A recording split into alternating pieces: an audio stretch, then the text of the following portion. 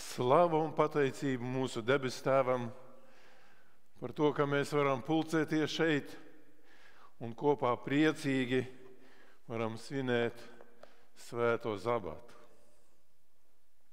Sveicināt gribu jūs kopā ar apustuļa Pāvila vārdiem. Visiem Dieva mīļotiem, aicinātiem svētajiem, žēlastība jums un miers no Dieva, mūsu Tēva un Kunga Jēzus Kristus.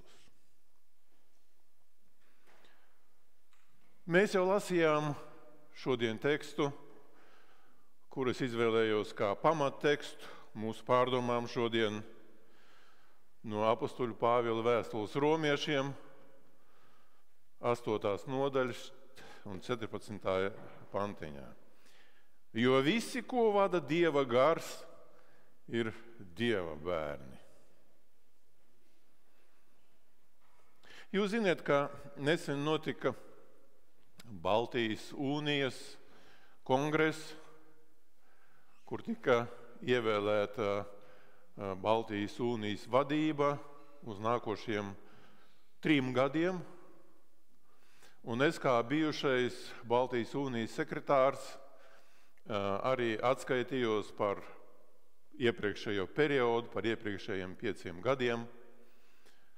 Un, diemžēl jāmin, ka caurmērā draudzu locekļu skaits mūsu Baltijas Unijā ir samazinājies. Manā uztverē samazinājies diezgan nozīmīgi.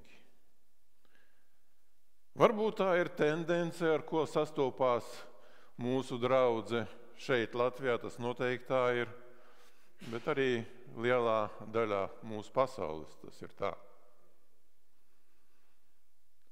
Un ja mēs paskatāmies arī šeit, Valmieras draudzē, jūs ziniet, cik daudz man kā sekretāram nākās to saskarties, cik daudz draudzes locekļu skaitās Valmieras draudzē.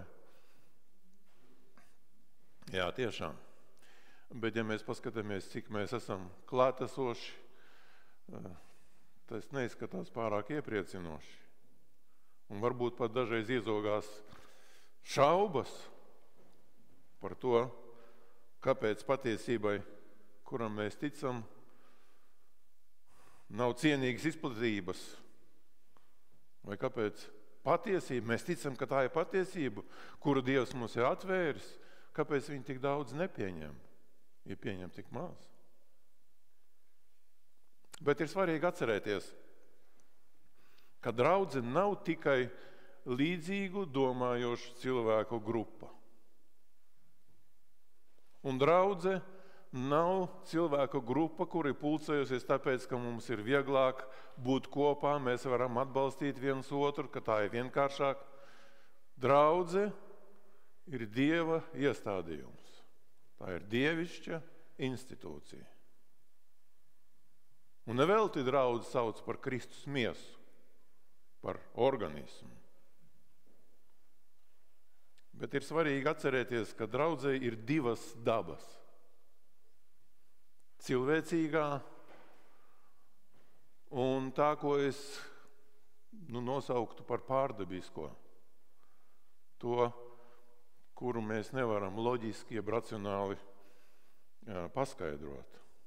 Patiešām, mūsu draudzei, vispasaules draudzei, 7. dienas adventistu draudzei, ir cilvēciskās pazīmes. Mēs eksistējam kā organizācija ar savu struktūru, vietējā draudze, draudžu savienības, unijas, divīzijas, ģenerāla konference.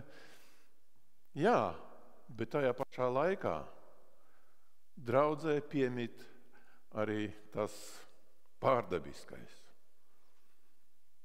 Mēs ticam, ka šo organizāciju, ja tā var teikt, mūsu draudzi, tomēr kontrolē svētais gars. Un šādai izpratnē mums ir stabils pamats svētajos rakstos, un par to mēs šodien gribētu ar jums runāt.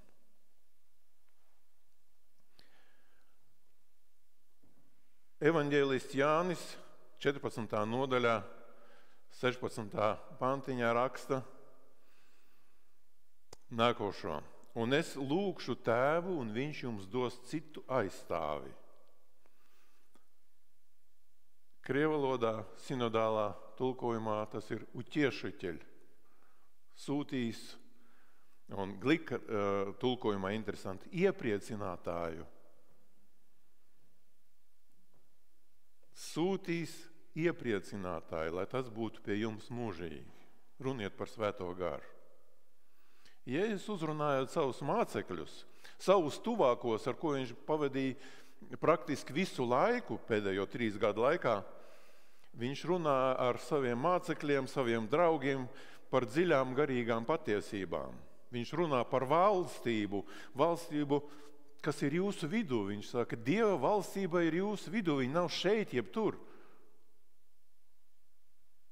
Ne tikai jūsu vidū, bet jums iekšā. Tā ir Dieva valstība. Un Jēzus atklāja saviem mācekļiem, kā draudze darbosies.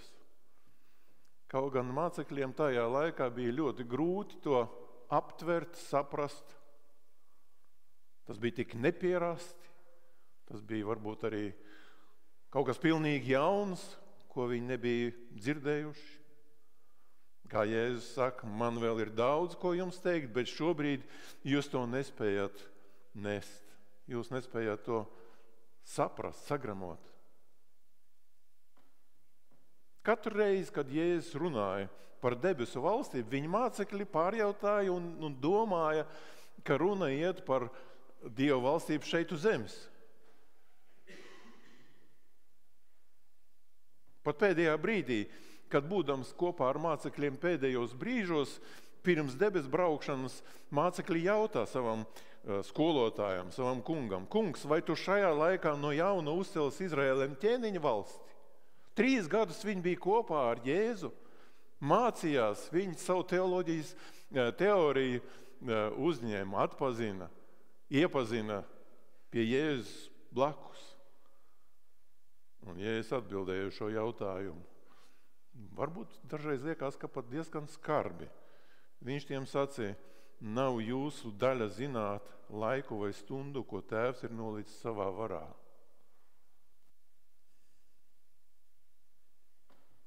Un tas ir tas moments, ko cilvēkam dažreiz ir grūti saprast. Pravietis Iesaja to formulē tā. Dievs saka, jo manas domas nav jūsu domas, un jūsu gaitas nav manas gaitas, saka kungs. Cik augstākas debesis par zemi, tik augstāks ir manas gaitas par jūsu gaitām, un manas domas par jūsu domām. Tāpēc cilvēkam arī nav tik viegli saprast, un sevišķi mācekļiem tajā laikā, viņiem bija sava tēma, par ko viņi domā, un to, ko Jēzus viņiem mēģināja atklāt, viņiem bija grūti pieņemt. Viņi joprojām nevar saprast, un arī tagad jautā par vietējo, par zemes Izraēlu. Un šķiet, ka tikko dzimušai draudzei būtu jābūt kopā ar Jēzu. Jēzum vajadzētu rūpēties par šo draudzi, lai viņi varētu nostiprināties, atbalstīt, apmācīt. Bet Jēzus mierīgi paceļās un atstāja šo zemi. Jo pārdabiskā daļa, par ko mēs minējam, Svētais Gars rūpēsies par draudzi. Apostoļu darbos mēs lasām Jēzus vārdus, bet jūs dabūsiet spēkus, 1. nodaļa, 8.9. panti. Bet jūs dabūsiet spēku, kad Svētais Gars būs nācis par jums, un būsit mani liecinātāji kā Jeruzālemē, tā visā Jūdejā, Samarijā un līdz pašam pasaules galam. To sacīs viņš tiem redzot, tika pacelts, un padebes viņu uzņēma prom no viņu acīm. Jēzus atstāja šo pasauli, vēl nenostiprinātu vājo, nepieredzējušo draudzi, tāpēc, ka iepriecinātājs, aizstāvis, utiešiteļ būs kopā ar draudzi. Un tā ir tā pārdabiskā daļa draudzes dzīvē.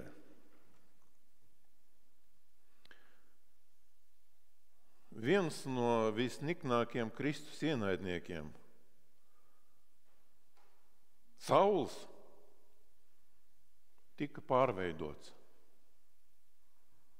Un tas notika bez tā, lai viņš pats kaut ko darītu priekš tā. Svētais gars pieskārās viņam. Dievs atklājās Saulam. Viņš kļuva par vienu no visveiksmīgākiem apustuļiem. Apustuļu darbos 9. nodaļā mēs lasām 17. pantiņā. Un Hananija devās uz to namu un uzlicis rokas viņam sacīja: brāli Saulu, kungs Jēzus, kas tev parādījās ceļā, sūta mani, lai tu kļūtu atkal redzīgs un tiktu piepildīts ar Svēto garu. Piepildīts ar Svēto garu. Jūs atcerāties to situāciju, kas notika. Sauls, viņš paņēma atļauju, jeb svētību no Sinedrijas, ka viņš var iet, sasiet, vajāt tos, kas seko Kristus mācībai. Un tādā noskaņā viņš devās uz Damasku, un pa ceļam viņš satikās ar Jēzu. Tas bija dramatisks notikums. Bet Sauls pilns nāves draudu, 9. nodaļā no 1. līdz 6. Bet Sauls pilns nāves draudu pret kunga mācekļiem ieradās pie augstā priestera un lūdza to no tā vēstuli sinagogām Damaskā, lai sastopot kādu šīs ticības ceļa gājējus, vīrus un sievas, viņš tos varētu sasiet un vest uz Jeruzalemi. Bet tuvojoties Damaskai, viņu pēkšņi apspīdēja gaisma no debesīm. Nokritis pie zemes, viņš dzirdēja balsi sakām: Saul, Saul, kādēļ tu mani vajā? Viņš jautāja: kas tu esi, kungs? Tas atbildēja: es esmu Jēzus, ko tu vajā. Celies augšā un ej uz pilsētu, un tur tev pateiks, kas jādara. Es nopietni šaubos, ka pirmā kristiešu draudze savās lūkšanās lūdza par to, lai debes tēvs darbotos ar Saulu. Drīzāk viņi lūdza par to, lai debes tēvs viņu pasargātu no Saula. Bet Dieva svētais gars darbojās pārdabiskā veidā. Un Dievs to var darīt. Pat to, kas šķiet neiespējams. Jūs atceraties, jo manas domas nav jūsu domas, un jūsu gaitas nav manas gaitas, saka tas kungs. Svētais gars darbojās. Un mums nav par ko uztraukties, jo mums nav sevišķi jāuztraucas par to, kas varbūt mums ir tuvu. Man tuvu kā sekretāram, kāpēc mēs palikām pa 5 gadiem 450 draudz locekļu mazāki Baltijas unijā 3 konferencēs. Varbūt mums arī sirds sāp, kāpēc mēs esam tik daudz, cik mēs esam no 200 draudz locekļiem šodien. Svētais gars, un mums nav jāzūdās par to. Svētais gars darbojas tāpēc, ka draudzē ir 2 daļas – cilvēcīgā un pārdabiskā. Svētais gars darbojas. Noteikti, ka mums ir kaut kas jādara. Tā jau nevar būt, ka mēs vienkārši saliksim rokas un gaidīsim un priecāsimies, kad svētais gars darbojas. Svētais gars darbojās, bet mums no savas puses jādara to, ko mēs varam darīt. Mēs runājam par draudzi, ka draudze ir miesa un Kristus ir galva. Apostols Pāvils saka 1. vēstulē Korintiešiem 12. nodaļā 7. pantām, bet ikvienam ir dota gara izpausme, lai nestu svētību. Ikvienam. Kā jūs domājat, kas no mums šeit ir ikviens? Visi. Un visiem ir dota gara izpausme. Nav visiem vienādi. Nav visi vienādi labi dziedātāji, jeb vienādi labi muzikanti, jeb vienādi labi psihologi. Bet katram mums ir dāvana no Dieva. Nav neviena bez talanta. Visiem kristiešiem ir dāvans, un visiem arī mums ir tās, un tās ir jārealizē. Draudze nav tikai mācītājs, jeb draudzes vecākais vai padomas loceklis, kuri dara visu darbu, kamēr draudze tikai vēro un jūt līdzi. Draudzē katram ir savs darbs. Varbūt maziņš darbiņš, varbūt tas, kas liekas mums nesevišķi svarīgs, bet katram ir ko darīt draudzē. Draudze nav kā futbola mačs, kur 22,000 skatītāju sēžot uz vietas, skatās kā 22 cilvēku skatītāji, kuriem vajadzētu izkustēties, paskriet. Viņi sēž un skatās kā 22 cilvēki izmisīgi skrien pakaļ bumbai un mēģina viņu kaut kā savaldīt. Draudze nav tā. Viens nevienaldzīgs cilvēks uzrakstīja vēstuli savam mācītājam. Dargo mācītāji, mūsu draudzē ir 566 draudzes locekļu. 100 no viņiem ir slimi jeb veci, tātad paliek 466 priekšaktīvās darbības. Bet 80 no viņiem pārāk jauni, viņi mācās skolās un koledžās. Viņus nevar skaitīt, tātad paliek 386. 150 nodarbojas ar savu biznesu, viņi pārāk aizņemti, tātad paliek 236. Vēl 150 ir mājasemnieces ar bērniem, kas samazina sarakstu līdz 86. 15 dzīvo pārāk tālu, lai pastāvīgi braukātu, paliek 71. 69 no viņiem uzskata, ka ir jau izdarījuši diezgan priekš daudz, pietiekam daudz. Tas nozīmē, ka esam palikuši jūs un es. Man vairāk nav spēku, novēlu jums veiksmi.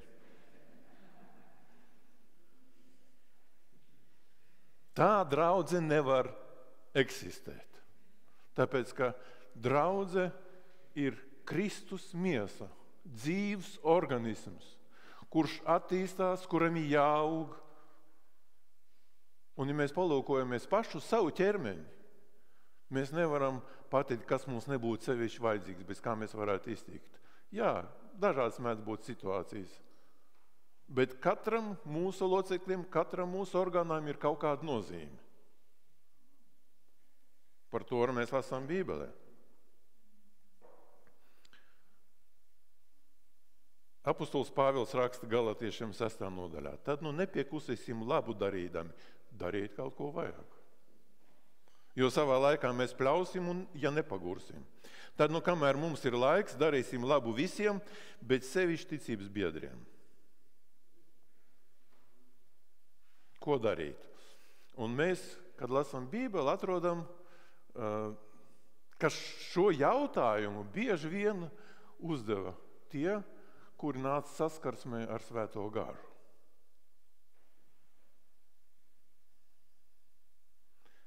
Kad apostoļu darbos mēs lasām 2. nodaļā, kad Svētais gars sevišķā veidā tika izlietas uz mācekļiem, uz Jēzus sekotājiem, un apostols Pēters sludināja, viņš savā raksturā, savā temperamentā sludināja, tā kā šie vārdi sāpīgi ķēra viņu sirdis, klausītāja sirdis. Un tie sacīja uz Pēteru un citiem apostoļiem: brāļi, ko lai mēs darām? Ko darīt? Kaut ko vajag darīt. Viņi sajūt, ka Svētais gars viņus pamudina kaut ko darīt, un viņi uzdod šo jautājumu. Un tas ir jautājums, kas stājās katra cilvēka priekšā, katra Dieva bērna priekšā, arī mūsu priekšā. Ko Dievs no manis sagaida? Ko es varētu darīt? Un ko man vajadzētu darīt? Šie vārdi sāpīgi ķēra viņu sirdis. Jaunā tulkojumā mēs lasām, šie vārdi sāpīgi iedzēla viņu sirdīs. Un gal galā Svētais gars noved pie jautājumu: ko lai mēs darām? Mēs ticam, ka ne ar darbiem, mēs šodien arī to minējām mūsu klasītē, sabata skolā, ka ne ar darbiem cilvēks glābjās, bet ticībā, jā un āmen, tā tas ir.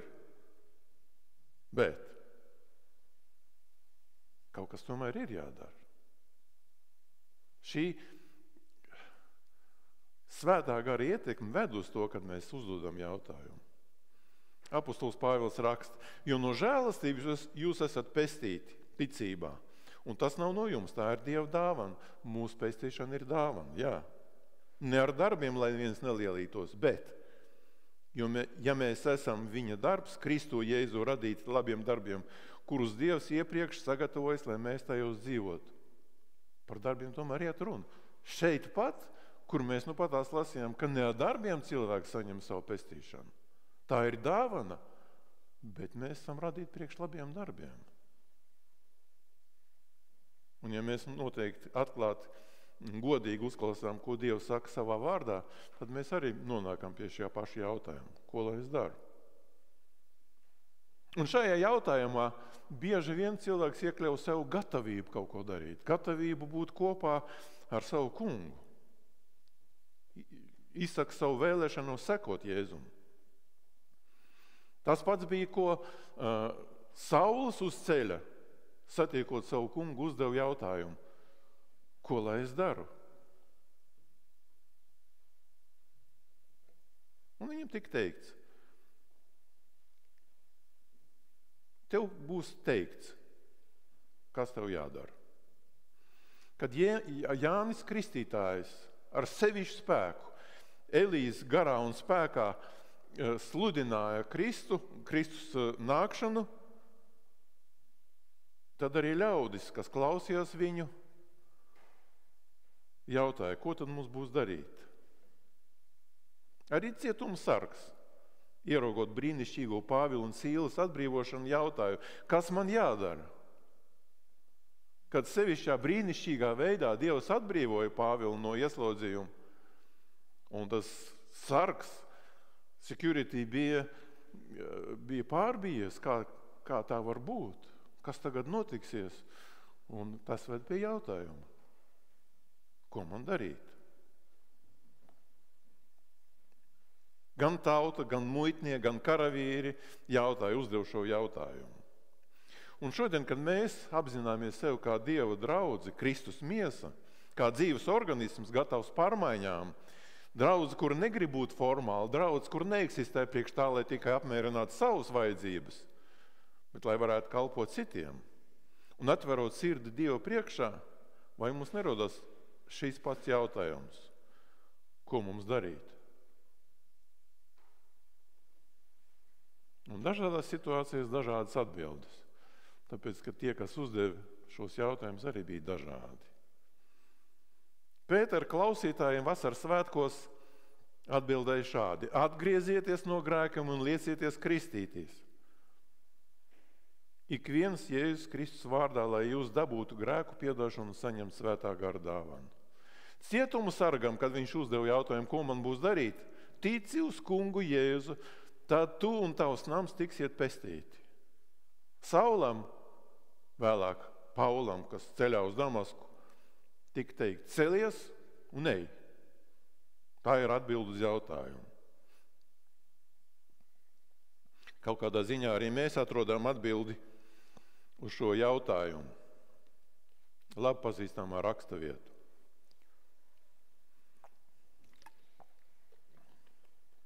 Tāpēc eita un darīt par mācekļiem visas tautas, tās kristīdami, Tēva, Dēla un Svētā gara vārdā.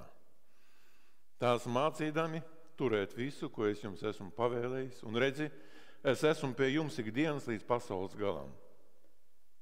Celieties, ejiet, sākiet darīt, ielūdziet pie sevis, ielūdziet uz draudzi, pastāstiet par Jēzu. Tas ir tas, ko mēs varam darīt un ko Dievs arī sagaida no mums. Darbi, jeb darīšana, par ko mēs tagad runājam, nevar būt kā pašmērķis. Tāpēc, ka ne ar darbiem cilvēks var sapelnīt savu pestīšanu. Labie darbi, ko cilvēks dara un ko mēs varam darīt, tie drīzāk pareizu attiecību ar Dievu rezultāts. Savu veidu blakus produkts, ja tā varētu sacīt. Ļoti svarīgi, kādās attiecībās ar mūsu kungu mēs esam. Un kā pareiza attiecība rezultāts būs arī tas, ko mēs lasām, labie darbi, kuriem mēs esam radīti. Tāpat arī draudzes izaugsme nevar būt pašmērķis un arī nav pašmērķis, bet drīzāk simptoms, kurš liecina par draudzes veselību, par veselības stāvokli. Un lielā uzdevuma, kur mēs pat tās lasījām pēdējā pantiņa no Mateja evaņģēlija, būtība ir nevis palielināt draudzes locekļu skaitu, bet iepazīstināt ar Jēzu tos, kuri viņi vēl nepazīst. Un rezultāts, arī kvantitatīvi, būs tas, ka draudz augs. Un draudz izaugsme nav un nevar būt kā mērķis, bet drīzāk kā rezultāts. Pareiz attiecība rezultāts ar mūsu kungu. Tas ir brīnišķīgi, ka Dievs dibina savas attiecības ar mums, ar cilvēkiem, kuriem ir raksturīgi kļūdīties, ar vājiem. Viņš ņem vērā mūsu īpašības, katra mūsu īpašības. Jūs atceraties, Jonas sludināšana veda pie nožēlas visu pilsētu, Nineve. 120 000, kā kungs sacīja, ka tie, kuri nevar atšķirt labo no kreisās. Un Jona, bet jūs atceraties, cik daudz Dievam vajadzēja, kā maigi sakot, pabīdīt Jonu, lai viņš izdarītu to, ko viņam vajadzēja darīt. Dievs teica konkrēti savam kalpam Jonam, ej un sludini. Viņš noteikti celās. Jā, mans kungs, tūlīt es eju. Ne tālu, ne. Viņš pagriezās pavisam uz citu pusi un mēģināja aizbēgt. Izvairīties no šā uzdevuma. Un Dievs izdarīja tā, ka caur zivi viņš tomēr aizgāja un tomēr sludināja Ninevai.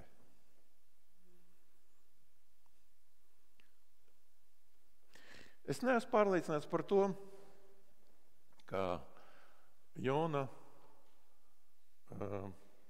cerēja, jeb gribēja, varbūt gribēja, bet nebija pārliecināts par to, ka šie grēcinieki šajā pilsētā atgriezīsies. Tāpēc, ka viņa svētruna, jeb viņa informācija bija, ja jūs neatgriezīties, tad jūs būsiet iznīcināti. Un kaut kādā mērā viņš arī gaidīja, kā tā notiks. Viņš apsēdās un skatījās, kas nu tagad notiks. Es izdarīju to, ko man kungs lika darīt, es pasludināju, pateicu, kas notiksies, pastīsimies, kas tagad būs. Bet Dievs kontrolēja šo situāciju. Ja svētais gars var pārveidot Saulu un viņš kļūst par Pāvilu, kuru mēs pazīstam kā apostuli Pāvilu, ko viņš var darīt ar mums, ar savu draudzi? Ko mēs varam darīt, lai sasniegtu laicīgo prātu? To cilvēku prātu, starp kuriem mēs dzīvojam. Tā ir liela privilēģija, ka mēs pazīstam Jēzu personīgi. Un tagad arī Jēzus sagaida no mums, ka mēs būsim viņa liecinieki. Kā mēs varam veicināt lielāku pārliecību par draudz pamatmācībām? Kā mēs varam sasniegt citus, kuri vēl viņu nepazīst? Tas ir jautājums, uz kuru mums vajadzētu meklēt atbildes.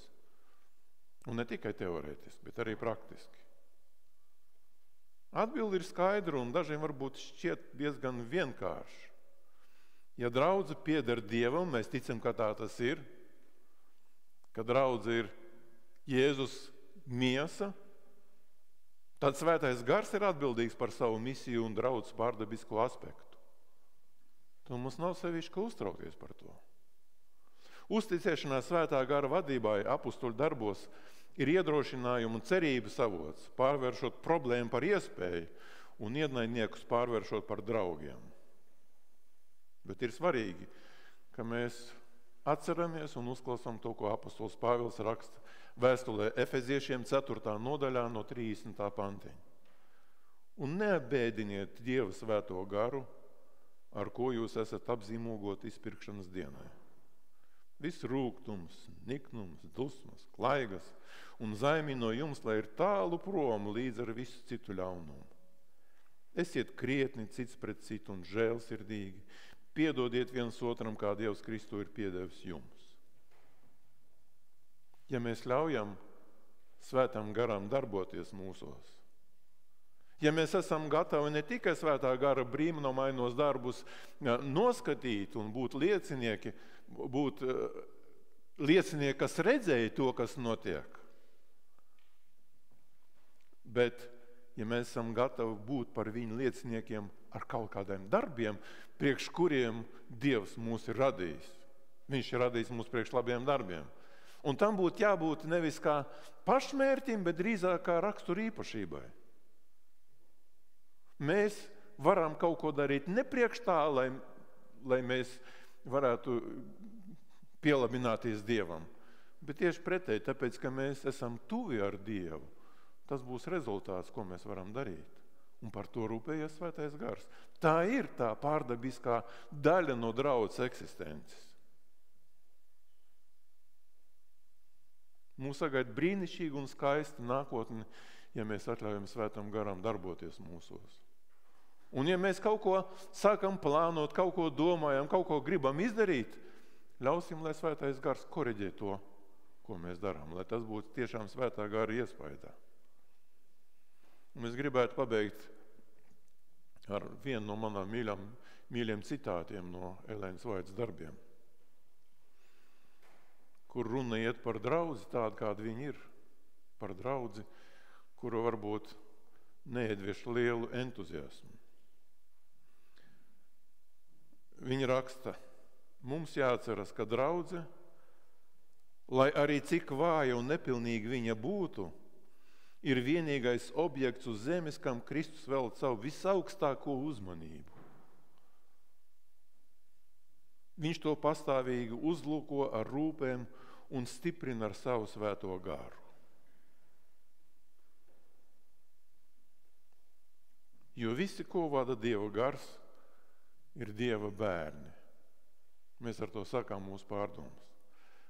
Lai debes Tēvs svētī, ka mēs ļausim Svētam Garam darboties mūsos. Lai mēs tiešām varētu ar prieku satikt mūsu kungu, kad viņš nāks, lai tas mūs neizbaidītu. Un ļausim, lai Svētais Gars mūs vada. Āmen.